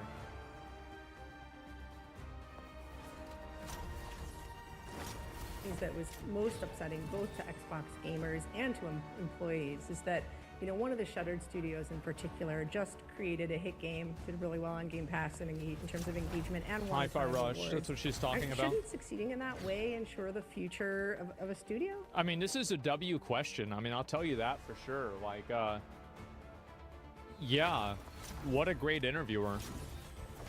I mean, I love seeing questions that are really, you know, kind of tough. You know, they are getting in there. Yeah, exactly. You know, one of the things I really love about the games industry is it's a creative art form. And it means that the situation and what success is for each game and studio is also really unique. Like, there's no one size fits all. So what she's saying is that their version of success publicly was not Microsoft's version of success. She's saying that it might have looked like it was successful, but behind the scenes and like on the balance sheet, it wasn't successful. I think that's what she's saying. Like, obviously, you know, I could be wrong. Hey, I could be wrong, but that's what it sounds like to me. I feel like this is actually a pretty good answer. Like, in terms of it being revealing To it for us. exactly. Yeah, see, that's what she's saying. And so we look at each studio, each game team, and we look at a whole variety of factors when we're faced with sort of making decisions and trade-offs. Yeah, that's the factor they're looking at right there. Like that. But it all comes back to our long-term commitment to the games we create, the devices we build, the services, and ensuring that we're setting ourselves up to be able to deliver on those promises. Talking, further about growth, I mean, one of the key focus areas. Yeah, I think that's really what happened, is that the studios just didn't make enough money. And I'm actually surprised that we got so much of a direct answer. It's odd because I saw a discourse about this online. I didn't watch it, obviously, but I saw a discourse about it, and people were saying that she gave non-answers. I feel like this is the closest thing to an answer that we could have got. Like, realistically, from like a corporate perspective, this is the most direct answer that we could have possibly received. She's giving non-answers? No, she's not. She's saying that they were successful, but not based off of our metrics. The metrics fucked up. I don't know if they did or not. None of us know that. And stop buying studios. I think this is probably what happened. This is my guess. I don't know. I'm guessing. I bet they released Hi-Fi Rush and they didn't make enough money to sustain themselves for the development of the next game. And the expectation, like, Microsoft was like, all right, if you want to do this, we're going to let you do this. And they did it, and it didn't succeed at the level they needed it to keep the studio sustainable until the next game never released. And so Microsoft cut them off. That's what I think happened, because that's what makes the most sense to me. Like, Game Pass, well, it's all Game Pass. It's not all about Game Pass. So you need to think about this, like, so I guarantee you Microsoft has analytics. Microsoft probably has 50 different analytics that that are being used on Game Pass to judge whether somebody is doing well or whether a user is, buying Game Pass or using Game Pass to play a certain game. Only 50. Yeah, 50 for individual users, right? Individual user, like, data points. So it's probably 50, maybe 100, maybe even more, right? I'm not sure.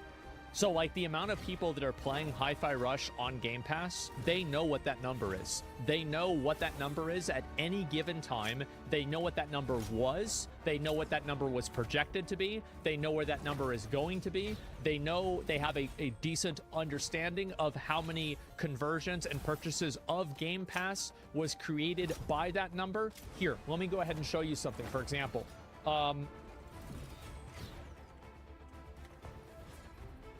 so this is just an example. I want to just go ahead, pre-order. Okay, we look at this here, and this should show.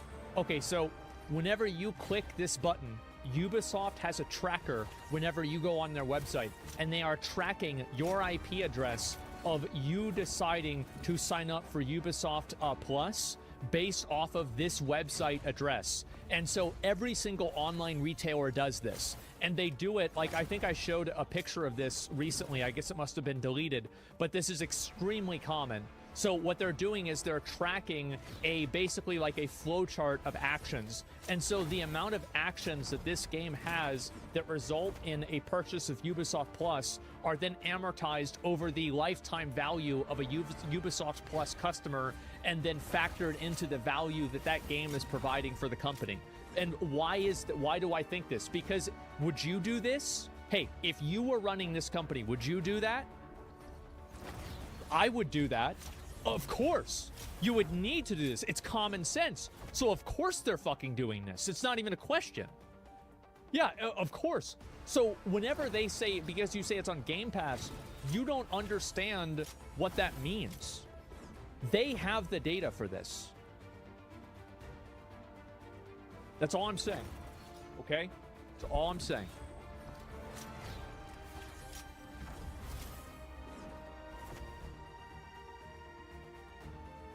Is for Xbox in terms of growth, and this was also one of the key bets in the Activision acquisition was mobile. What's the Xbox plan for future mobile gaming, and when can we finally see it? Yeah, it feels like it's been a long time since we announced the Activision acquisition, which we completed in October. And the whole thesis about that, a lot of why we did it was about mobile. And well, that's actually not because of Activision. That's primarily because Activision Blizzard King, and King is the maker of like Candy Crush. King is the real money maker there in terms of mobile. Obviously, you've got Hearthstone from Blizzard and then Call of Duty Mobile, but it's really King that's making a lot of that money. And that's actually an acquisition that Activision Blizzard made in like 2014, 15, something like that. we felt strongly that there has been an opportunity for there to be an experience on mobile that is centered around gamers. Like, we talk a lot about how there's 3 billion gamers in the world. 2 of those billion play on mobile. Well, and this is a problem that Facebook is running into too, is that Facebook is running out of people. So Facebook cannot continuously project consumer and user growth because at a certain point you reach what's referred to as market saturation. Well, what happens whenever you've saturated the whole world? Well, until we find aliens to use Facebook, you're not going to have year-over-year growth. That's it. And Microsoft is hitting that same point because Microsoft is a $3 trillion company. Like, anybody that could, like, basically, and you see this with Meta, they're actually taking initiatives to get people, like, on India online, to get people in other rural parts of the world online. Do you think that Mark Zuckerberg is doing that because he cares about those people? Maybe he does. Maybe he does, and this is a secondary effect. But the primary reason is because those users are now going to use his product so he can continue growing his company. He's planting a seed to harvest the fruits. It's not because he cares about the environment, it's because he wants the fruits. And half of those actually play on mobile and they play on another device. But there isn't actually a gaming platform, a store experience that is centered around players and goes truly across device, where who you are, your library, your identity, your rewards. Roblox, opinion discarded, opinion completely dismantled and destroyed. Roblox, like, no. Travels with you versus being locked to a single ecosystem. And we recognize that opportunity for a long time. Well, Xbox ecosystem is locked to Xbox ecosystem. Like, it's not like you can play PlayStation games on Xbox. I think Steam is the closest thing to that, not Xbox. To be fair, I think that Steam is actually, Xbox is more ethical and more consumer friendly than Sony is right now. And I don't even think it's close, by the way. And it's like, it's always really funny that, like, we talk about this, right? Because it's like, oh, so which one's worse, Sony or Microsoft? And meanwhile, Nintendo's just like, they don't see. You know, that's it, because Nintendo's worse than both of them by a mile. But we don't ever talk about that. Time, but we wanted to make sure that anything we built was really grounded in people who play those mobile native games and the creators of them. And so being joined with a team that has real deep expertise in mobile was important to us. But we are that now. Yeah, and so that's, again, Activision to a lesser extent, King to a greater extent. I think that the reason why she's not talking about King directly is because it could seem like they're transitioning to mobile-focused games, and it could make them seem less serious in the eyes of more consumer-focused and, like, more gamer-focused markets. I think that's why she's not talking about it. I don't know, I'm just guessing. And so in July, we are going to be launching our mobile store experience. We're going to start actually by bringing our own first-party portfolio. Now, why does this happen? Why are they making their own mobile store? So if you look right here, you'll see that the Google Play Store takes a 30% share of app revenue. So based off of this number, it makes me believe that actually this makes a lot of sense for Microsoft. In fact, it might even make entire dollars. And I would assume a lot of them. So yeah, they isolate themselves for 30%. No, they're not going to isolate themselves. They're probably also going to offer it on the Google Play Store and then like slowly over time. Because I'm going to be honest here, I really don't like how the Google Play Store and the Apple Play Store, or like whatever it is, the Apple Store, for apps, I don't like how they have a dual monopoly on all smartphone apps. I think it's very consumer unfriendly, and I'm actually glad Microsoft is doing something about it. I think the more competitors in the space, the better. I wish there were more competitors in the gaming space besides Steam. But the truth is that no company besides Steam has, like, none of them have proven themselves to be worthy of our money. Epic Games is okay. It's all right. But, like, Steam is the best. Good old games? Yeah, maybe. Maybe you're right. I guess they have different games. I don't really use it, so I could be wrong about that. To that, so you're going to see games like Candy Crush show up in that experience, games like Minecraft. Yeah, King. And then we're going to extend that capability to partners so that they can also take advantage of it and have a true cross-platform gaming-centric mobile experience. We're going to start on the web, and we're doing that because that really allows us to... By the way, this is a very smart decision for Microsoft to make, and I think this is a good idea for them to do this. This is very smart. Have it be an experience that's accessible across all devices. I think that they can pull it off. No matter what, I think so. of the policies of, I'm not sure. Closed ecosystem stores. And then we're going to extend from there. So I'm excited about it just because it's something that we've wanted to do for a long time. We've heard gamers talking about it for a long time, and we're now at the point where we can take those steps. And so in July when it launches, we at that point at the beginning see Candy Crush and Minecraft in it, or how soon? Or it would have to be, right? You'll see things roll out over time. Do you know how soon partners will be able to use it as well? Our goal is to get partners using it shortly after launch. We really want to make sure we start and we scale using our own IP first. That allows us to make sure that the experience that we bring partners into really builds on all the quality and learning that It's we have. cleaner for licensing. That's probably the real reason. But yeah, of course that makes sense. The team.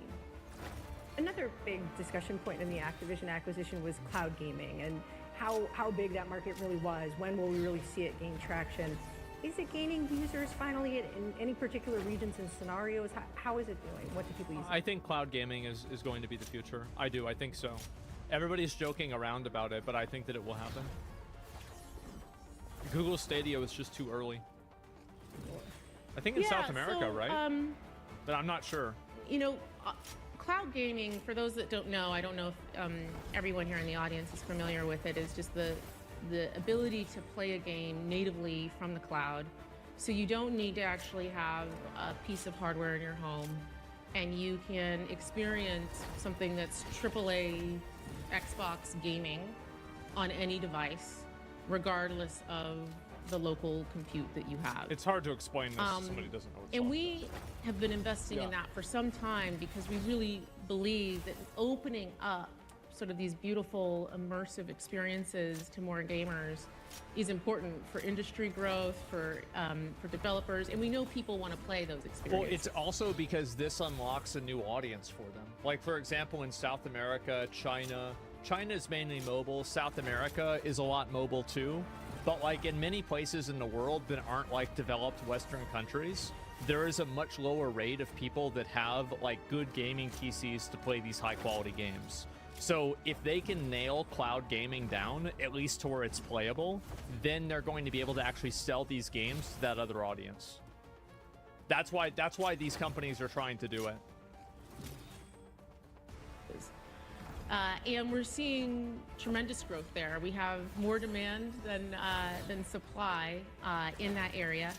And you'll see us rolling out more capacity, introducing more options for people to jump in and play on the cloud. And is it growing faster than the overall market? We were talking about the market itself is down. Where is cloud gaming? It is growing faster than the overall market, really bringing in new players and growth for us. So it's an area where we're investing more and we're excited about. Earlier this year, Xbox... It's hard for me to say that there's ever going to be a game like Valorant that could be played over cloud. right? Based off of like how fast you have to react to things and everything. But I think that maybe you could do it if you had the same tech that fighting games have with like input rollback. But I don't know. Like I'm not I'm not sure. Okay. But I know games like Honkai Star Rail, you can do it for sure. Games like Age of Empires, you can probably do it. There's a lot of games that you can do it with pretty easily. Maybe in 10 years. Yeah, no, cloud gaming is something that will happen. It's just a matter of when. Xbox announced for the first time that it was bringing a slate of Xbox developed games, Xbox exclusive games, to rival platforms, to Sony's PlayStation, Nintendo Switch. That obviously was a big change. It was a little bit unsettling for some of the Xbox hardware fans, but how is it going so far? Do you have any data about how the games are doing? Just do PlayStation gamers really want to play Sea of Thieves? Yeah, of course. You know, it's early days yet, so I don't have specific data to share, but we are really encouraged by the reception of our games. And one thing that I think it's important to note is, as Xbox, we've been putting games on other platforms for a long time. Minecraft is available pretty much universally. The teams at Bethesda have had games on other platforms. The teams at Activision Blizzard have games on other platforms. And so it's a decision we just make on a game-by-game basis as we move forward and continue to execute on our strategy. I'm also a big fan of Microsoft doing this. I like the fact that you can play Microsoft games on PC as well as console. Like, for example, they could have made Halo Infinite console only. They didn't. And that was really great of them to do. That's why I said that, Microsoft in a lot of ways is the most consumer-friendly big publisher here, more so than Sony at least. At the same time, we've talked about mobile, we've talked about cloud. Of course, Xbox itself's heritage is in console. And, the energy around the console right now is a little challenged. Many of the hard... Aren't consoles loss leaders anyway? They lose money on console sales. That's my understanding. So, what's this fixation on trying to force people into buying a console that they're losing money on? I feel like this is a pretty stupid business model. Or long-term customers are worried. They're worried about the release on other platforms. They're worried that that may indicate that Xbox is defocusing its own hardware. What do you say to them? How do you make them feel? Those are the Xbox bros on Twitter. This comes straight from Twitter Xbox bros. Starfield defenders. Xbox is still for them. Yeah, at first the worry that I see is happening across the industry, and I think is a lot of what we're seeing, just industry all up. But specific to core gamers, my focus has really been on engineering and building that next generation hardware experience that really, really taps in to their needs. Okay, so they're saying they don't give a fuck about Xbox, and they think that I think what she's saying, this is what I think she's saying they don't give a fuck about Xbox, and they know that it's only a matter of time until this is irrelevant. To be honest with you, I think she's right. I think they're right. There are so many things that are converging at the same time, where mobile games are cannibalizing the audience of console players. Cloud gaming is getting better, and the price of a console is still getting closer to the price of an entry-level gaming PC that in some cases can do, if not the same, if not more than what the console is. Obviously, gaming PCs are still much more expensive at this time, but the price is going down. And I think that, I think they're totally right. It's only a matter of time. Yeah, it's only a matter of time. And you're seeing this too with I know there were some leaks about the new NVIDIA cards and everything. But I think that what we're going to see more of, especially in the next 5 years and even more so in the next 10 years, is dramatic price reductions in different tools and different resources that computers need. Price reductions and because generally with a PC, most of your money goes into your graphics card and your processor. Everything else is pretty cheap comparatively, right? And so as soon as they nail that down and they can make much cheaper products, then you're going to see gaming PCs directly cannibalize consoles. And I'm not saying that consoles are dead. I think that there's always going to be a place for consoles. But making that your business model, I think, is living on borrowed time.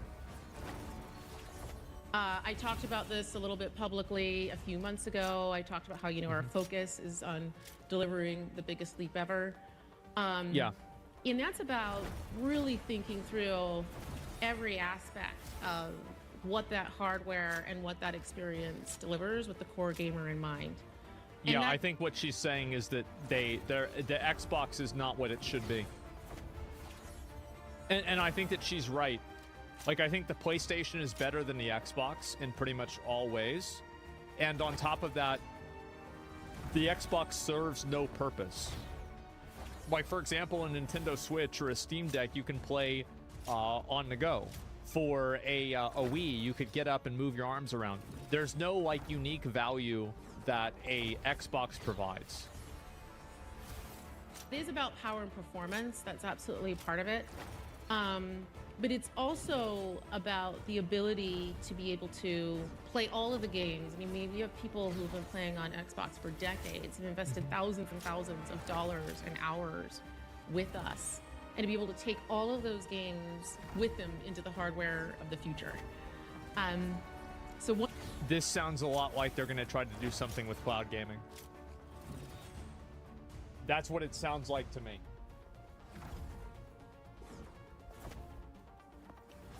The tablet gaming? Well, that would be the same thing, basically.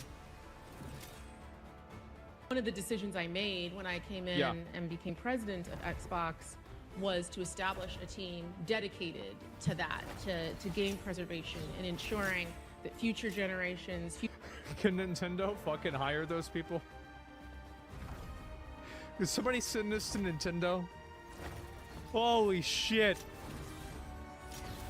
Future iterations, that you get to take those things with you forward. Yeah.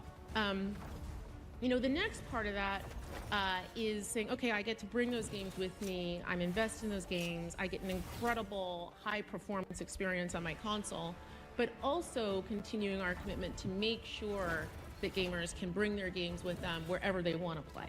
That my Xbox library is something that can go with me and that I can enjoy with others. So our long-term commitment to cross-play is part of that, and our commitment to cross-progression and cloud saves, so you can pick up on one device and you can play on another. What a great idea. Has anybody ever tried that before? Brilliant. Another is part of that. Yeah. And also our investments in cloud gaming, which you referenced earlier. A lot of those who use cloud gaming are people who own a console. They're just, they want to play it on another device and go somewhere else. So that's the second piece. And then the last piece is about Game Pass. We know our core users love Game Pass. Game Pass is a gaming subscription.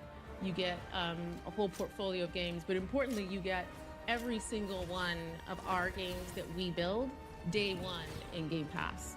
And the quality and the breadth of those games has only been going up over time, and you're going to see some... I don't think that's true. I think we all know that's not true. She knows that's not true. Not really, though, right? So, hopefully next year it'll be better. Yeah, hopefully next year it'll be better. Because, like Halo Infinite was fucked. Redfall, I guess the only one that was good was Hi-Fi Rush, that came out that was like an Xbox, only game. At least as far as I know. Let me think. Starfield was bad. Forza, yeah. I don't know who plays Forza, right? I'm not sure. If I hired a company for it, yeah. It's just, I think that this should be true. What she's saying should be true, but it's not yet. And I think this year is probably one of the worst years. 2023 was probably the worst year for Xbox's reputation ever. More really big games going into Game Pass later this year. From Activision's across the whole slate. The whole slate. You're they had a pretty really bad one in 2020, 2014. And keeping that Besides that, yeah. that is really special for Xbox players is essential for us. A lot of the focus at this conference today has been AI. But AI for gamers is a little different than we talk about AI for the enterprise or for healthcare. Where do you think AI will be important both to players and Be to everywhere. game developers? And how is Yeah, Microsoft what do you investing mean? against that? Yeah. I didn't hear all the talks today, but I think we can all confidently say that we are right at the beginning of what AI means for us as a society. Yeah, obviously. And for businesses in general. Obviously, And that's yeah. absolutely true in gaming as well. Yeah, these fucking clowns on Twitter who think that if they get a viral tweet that gets 10,000 likes, the Xbox is going to cancel AI. Like, I'm sorry, but these people are in for a very, very bad awakening. Like, that's not happening. AI is going to be the future, and it's going to replace the majority of jobs that exist. And in a lot of cases, it will not replace your job, but it will make somebody else be able to do your job twice as fast, which means that the guy next to you gets replaced, and you're doing both your job and his job. That's where I think it's really going to come in. And, for us, we take our responsibility around AI as Microsoft very seriously, and being really, really thoughtful about what we do. And as Xbox, there's something really unique about being a gaming company that is part of a major AI company. And so all of our focus within our team is about how we ensure that gaming AI is really crafted in a way that delivers unique and delightful experiences to players, and adds real value for developers. I'm gonna be honest, if they had just made Starfield with AI, it probably would have been better than if they had released it. Like, they should have just had that whole thing done by AI. It would have been funnier.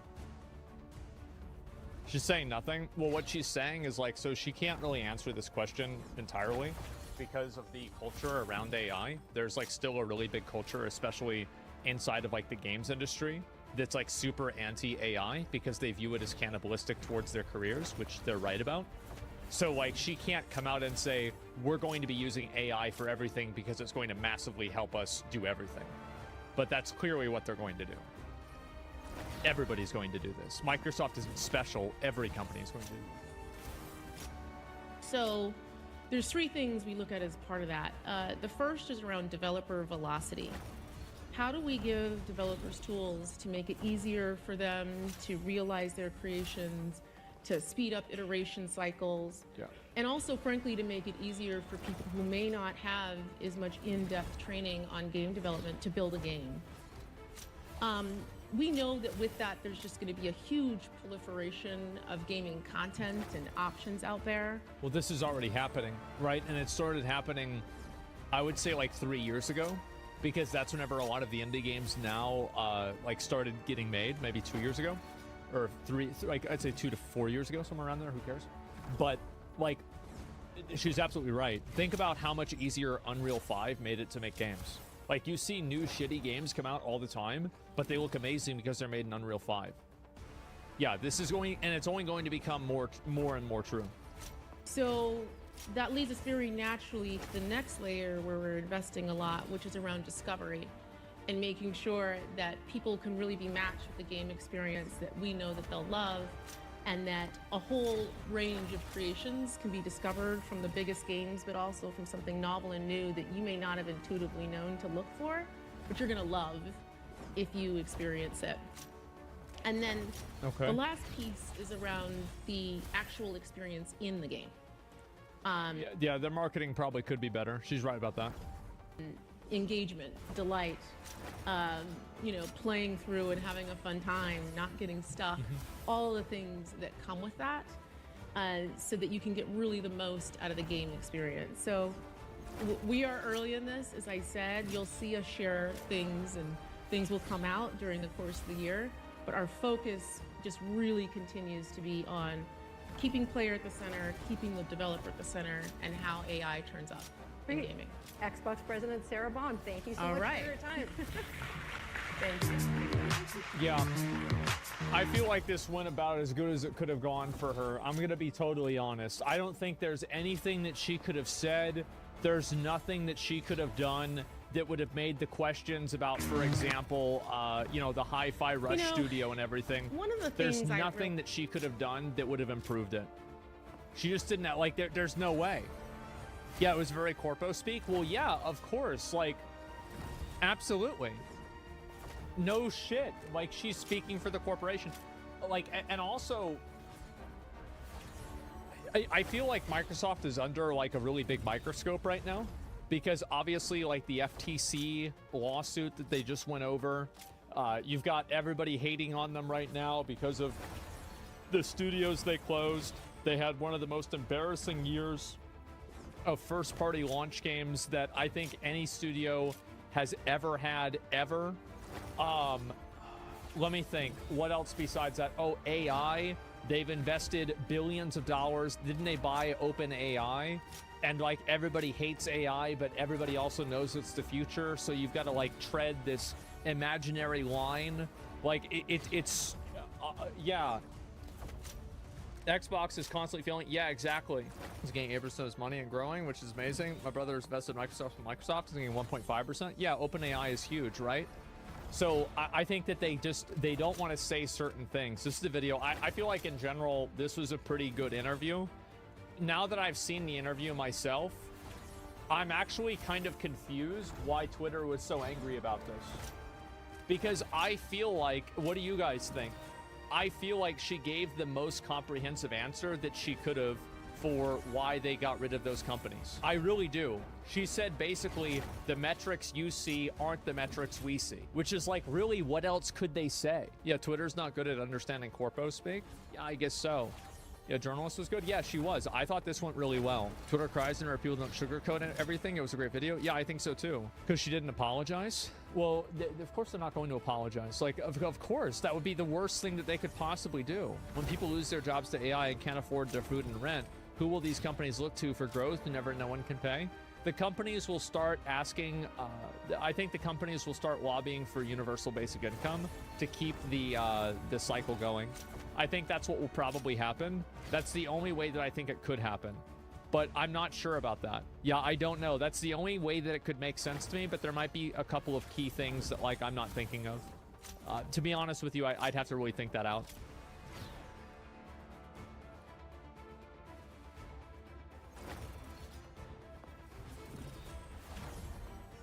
Despite that strong outlook for trade, Singapore companies say they are struggling with cash flow as orders get delayed and customers miss their payments.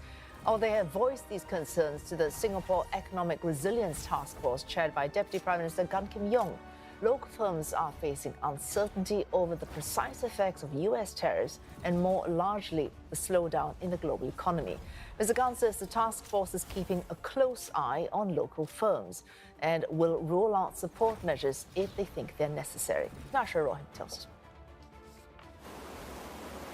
To cope with the uncertainties from US tariffs, the Singapore Economic Resilience Task Force is working on strengthening regional partnerships.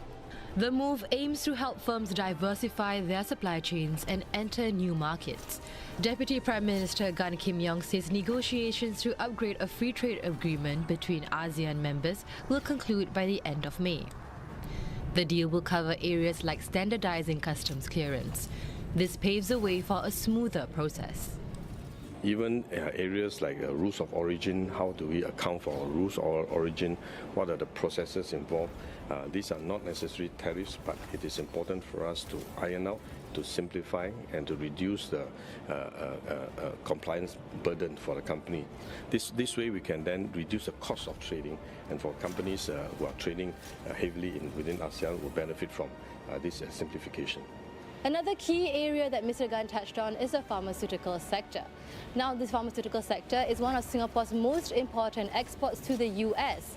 And even though the US has yet to impose any tariffs on this sector, they did indicate that they might. Bilateral talks are ongoing, but it might take time before any details can be shared. Both Singapore and US can sit down and discuss some form of a concession for Singapore to have a beneficial or preferential tariff, even to the extent of zero tariff for pharmaceutical exports to the US. That you will require some efforts on the Singapore side to ensure that the supply chain for this pharmaceutical is secured. And these are the details that we are discussing. Mr. Gan also added that the US-China agreement on lower tariffs is a good sign, but there's still uncertainty. What will happen at the end of 90 days is still a big question mark. It's yet to be known, and whether the negotiation with the other countries will progress smoothly, whether they will eventually settle at a level that are mutually agreeable and workable is something that is still yet to be seen. The discussion between China and US, of course, is right at the beginning, is a starting point. I think the journey will be quite long. As for fresh graduates seeking employment, Mr. Gan advised that they stay flexible in their salary expectations and jobs during this time. He adds that the task force will work on internship opportunities for new job seekers. So look at this long journey on tariff negotiations, not just with Singapore and the US, but the US and the rest of the world. We take a closer look with Giant Menon. He's visiting senior fellow at the Regional Economic Studies Program at the IC's Yusof Ishak Institute. He joins us from Manila.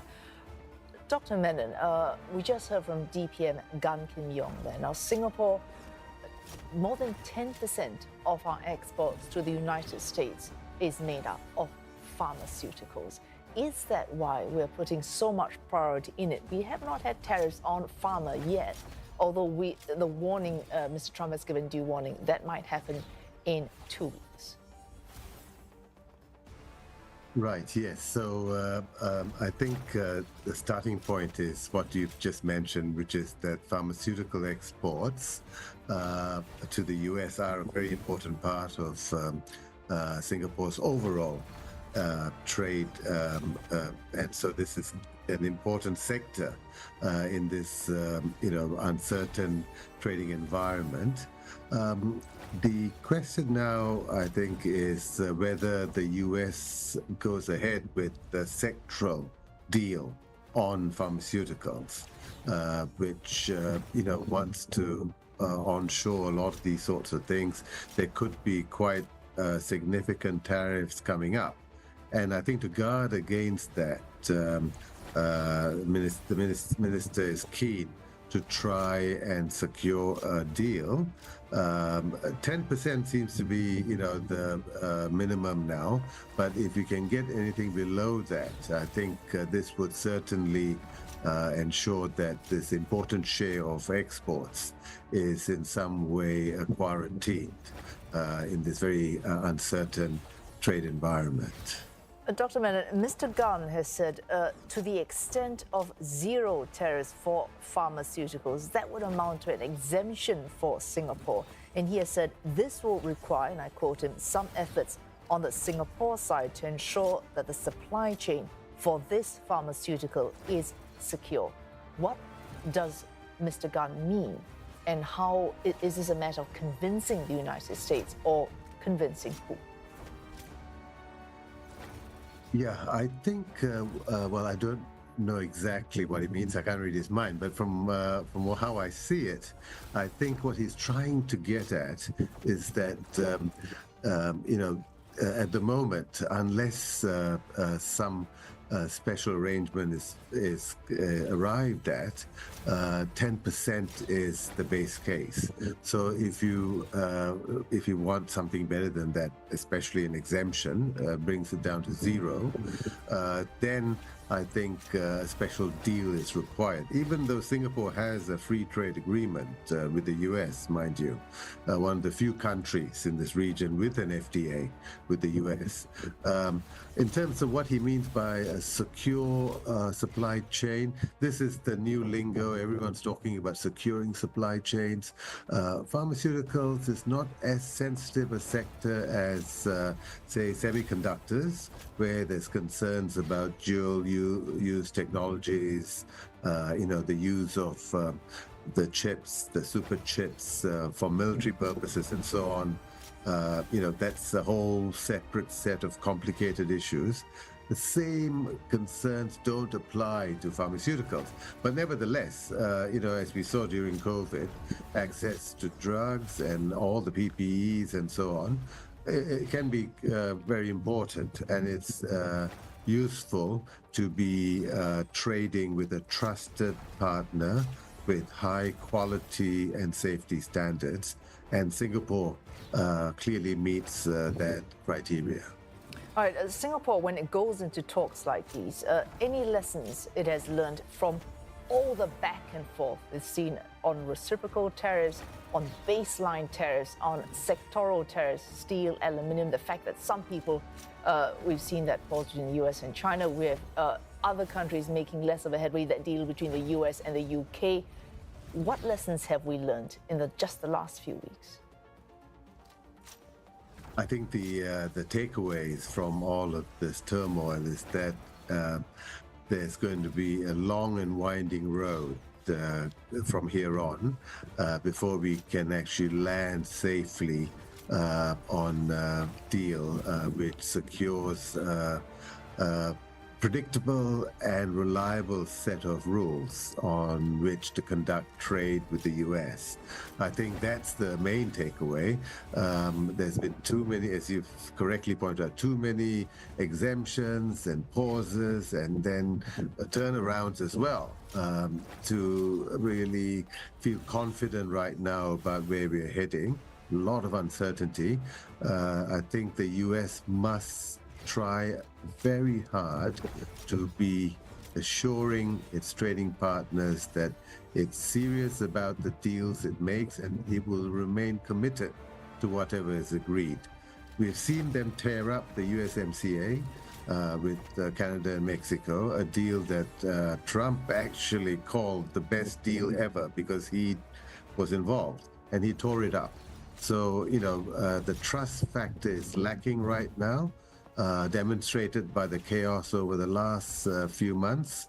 That needs to come back if you're going to go forward with the US as an important trading and reliable and important trading partner.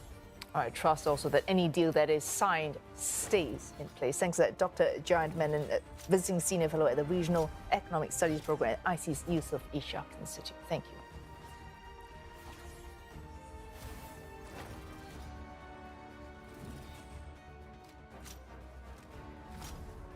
Private equity has minted more global billionaires than oil and technology. It's a $4.7 trillion global business that, according to some outlets, has crushed your ability to buy a house and your chance to relive your childhood at Toys R Us. Private equity is simultaneously the ultimate career goal of every insufferable business bro and the cause of all the world's problems. But what the fuck do these people actually do? Looks like this Hillpath Capital, which is a private equity firm, has purchased the outstanding shares of SeaWorld and they intend on dismantling and liquidating the company. Private equity firms have been acquiring physicians' practices and medical operations at an increasing rate over the last decade. Private equity is nothing more than any investment company that invests into assets that are not listed on public markets. The variety of private equity companies is enormous.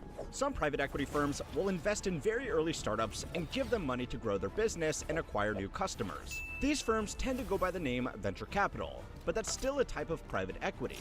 Other private equity companies focus on buying alternative assets like airports, toll roads, intellectual property rights, and carbon credits. These firms offer liquidity to asset holders that would find it almost impossible to sell what they own without their services. You can't put your North Dakota drilling rights on Facebook Marketplace and expect to find a buyer. If something is worth money, there will be a private equity firm that will try and make a deal out of it. There are even private equity firms that are called a fund of funds, which, you guessed it, raises money to invest into other private equity funds. But when you hear politicians, journalists, and angry people online talking about private equity, they are normally talking about the buyout funds. If you can start and run a successful buyout fund, there is a good chance you will become a billionaire, because these firms are fine-tuned to make the most amount of money possible from buying entire companies. So if you wake up one day and decide to start a private equity firm specializing in corporate buyouts, here is what you will actually need to do in 3 easy steps. Step number 1 is, before you even think about going out to find your first investor or acquisition opportunity, is to get your corporate structure right. As a savvy private equity fund manager, your firm's legal setup is key. It's complicated by design, enabling you to minimize personal risk, maximize personal gains, and navigate complex financial regulations effectively. Your strategic move is to form a Delaware limited partnership where you'll be the general partner. The Delaware Limited Partnership is popular in private equity due to its legal benefits and operational flexibility. Here, you'll have the power to make critical investment decisions and manage day-to-day operations. A crucial element of this setup is the Limited Partner Agreement, or LPA. The LPA is a contract that outlines the terms between you, the general partner, and your limited partners, typically your investors. The LPA details everything from investment strategies to distribution of profits and loss allocations. It's the rulebook that governs the partnership, ensuring clarity and structure in the relationship between you and your investors. As the general partner, the LPA empowers you to steer the fund's investments, while outlining your responsibilities and the scope of your authority, balancing control with accountability.